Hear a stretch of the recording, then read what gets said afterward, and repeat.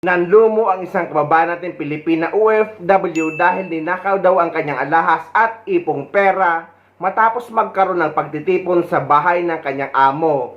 At ang mga bisita daw ay mga amo din na kasama ang kanilang mga katulong.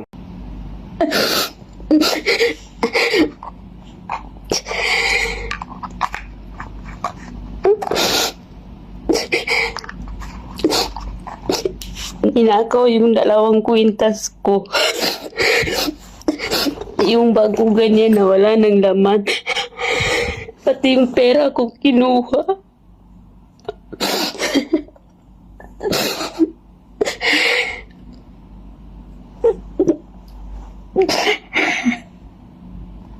Ito lang yung natira.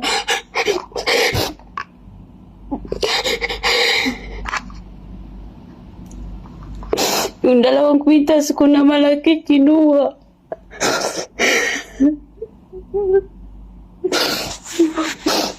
Allahu Akbar. Inubos pa yung pera ko.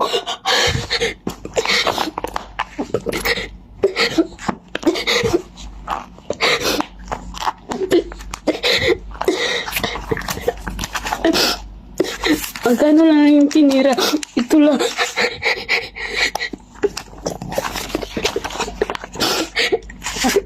Yan lang yung pera ko na tinira. Tapos kinuha yung 2 kwintas ko. Hinalukat ko na lahat ng gamit ko. Wala pa. Pati yung malita ko.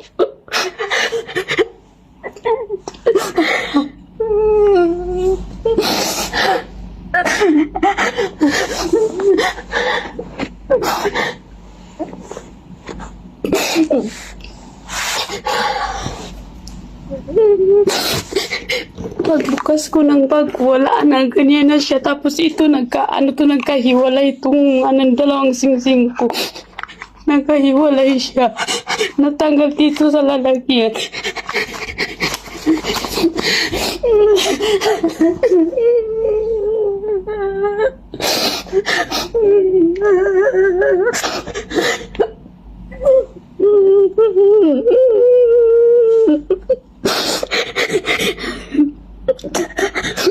Ito lang yung tinira sa pera ko. Kinuha lahat.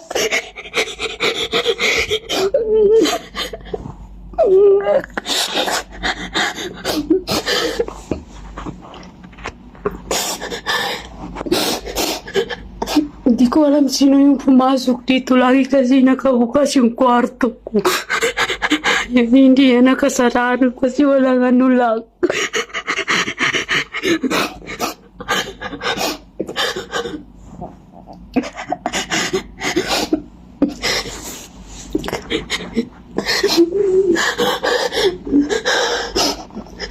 Subhanallah.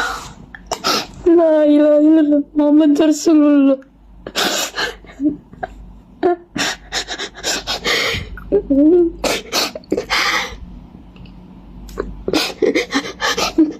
$300 yung pera ko na kinuha.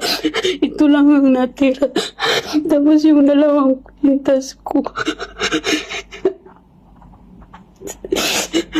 Lukat ko na yung maleta ko. Wala. Yan, kanina linabas ko lahat yan.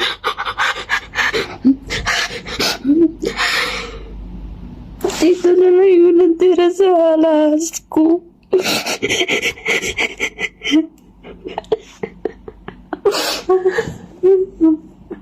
Ganito din ang naranasan ng isang kababayan natin Pinay OFW din na ninakawan ang kanyang perang iniipon at ang salarin ay ang kanyang katrabaho.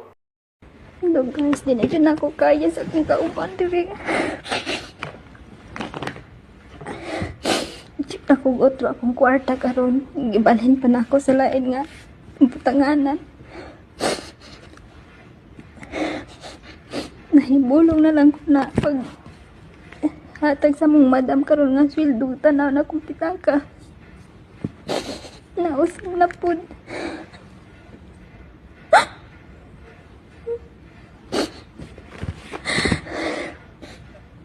Akong kwarta gahapon is 2.6 ani 2.85 ni siya niya gikuha niya 20 kiti. Tapos karon pagbalik na ko gutro is ano na lang. Nahimo ng 235 na lang. Bana na po niya kuhan. Mag 30 KD. 20, 40, 60, 80, 120, 40, 60, 80, 200, 210, 20, 30, 35. Maon lang nang akong bilin. Ang lagot na yung kung pamayuan niya.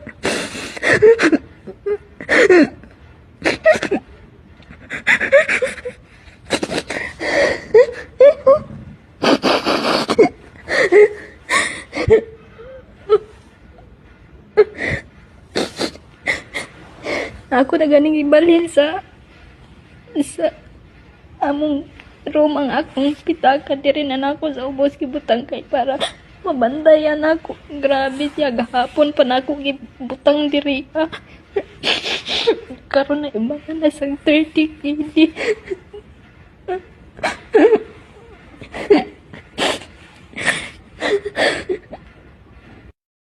Ambot nga nung nakatuon pa dyan siya pa eh. Grabe. Ang niya katong papid nga akong isuot ng awan na dara na. Kung gitanaw ba diri sa ilawom na wala na sa sulod sa akong pitaka na nadiri sa sa ilawom. Ako po ganini siyang gibutang diri sa ilawom sa naray ko. Diri na-separate na siya sa na-separate na siya sa wala na. Ang sarap po. Na-separate na siya sa makita. Wala na. Wala na papel.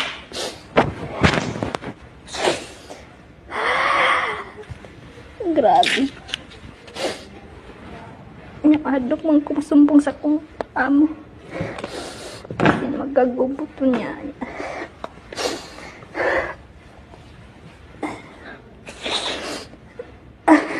Ninin ako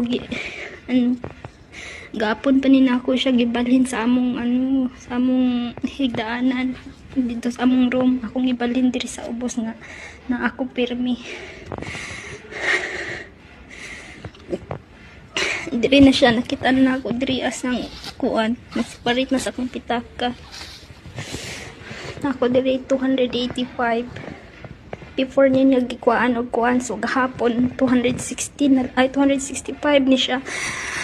Tapos karon pagtanaw na ako kay gisbinuan pud sa mga amo. Pagtanaw na ako na nahimo na lang 235, so 30 KD na po ang gikuha niya. Ambot gabi is siguro niya gikuha, right? Ano, gahapon. Grabe siya.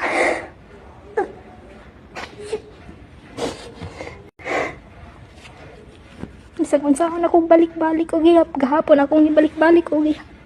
265 jud siya. Niya karon ako nang pungitan ako. Nahimo na lang siyang 235.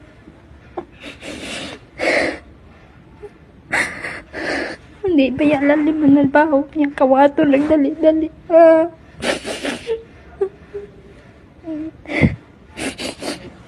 Guys, nasa digital era na tayo ngayon. Nakakapag-invest nga tayo sa alahas at sa pera. Pero dapat mag-invest din tayo sa CCTV na napakamura lang.